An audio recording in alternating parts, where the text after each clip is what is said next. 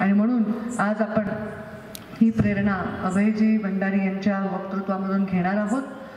मी त्यांचा फार वेळ घेणार नाही।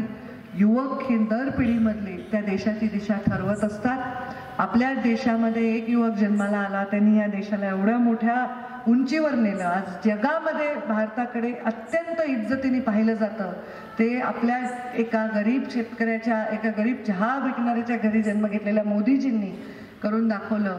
वसुदैव कुटुंबकम हाच विचार घेऊन आपण सगळे परिवारात काम करतो आणि आता ह्या पूर्ण विश्वाची सत्ता ही आपल्या देशाकडे असावी ह्या स्वप्नाकडे आपण वाटचाल करत आहोत। अशा वेळी विवेकानंदांचे विचार का नाही ऐकायचे? तरुणांनी ऐकलेच पाहिजे असं मला वाटतं आणि म्हणून अशा चांगल्या कार्यक्रमांची परंपरा राखल्याबद्दल मी दीनदयाळ बँकेतील सगळ्या टीमचे अभिनंदन करते आणि आपण अशीच परंपरा राखा। आमचे पुढे येणारी पिढी आम्हाला चांगल्या पद्धतीने ओळखेल। आताच्या काळात ते शक्य नाही तसं। मीडियाच्या काळात, सोशल मीडियाच्या काळात, यूट्यूब तर कोणी पण आज एक चॅनल काढतं, काही बातम्या लावतं, कोणाचीही चारित्र्य हनन, कोणाविषयी काहीही बोलतं, पण शेवटी सत्य हे इतकं प्रखर असतं, इतकं तेजस्वी असतं, ते बाहेर येत असतं।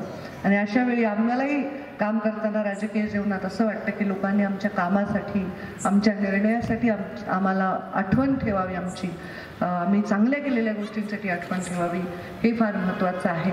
आणि तसं काम करू आम्ही। या विचारात, या परिवारात आम्ही वाढलोय, जन्मलोय, आमचा योग आहे। योग आहे ना, मी कदाचित माझे वडील काँग्रेसमध्ये असते किंवा तिथल्या विचारात जन्मले असते तर मी असा विचार करू शकले नसते।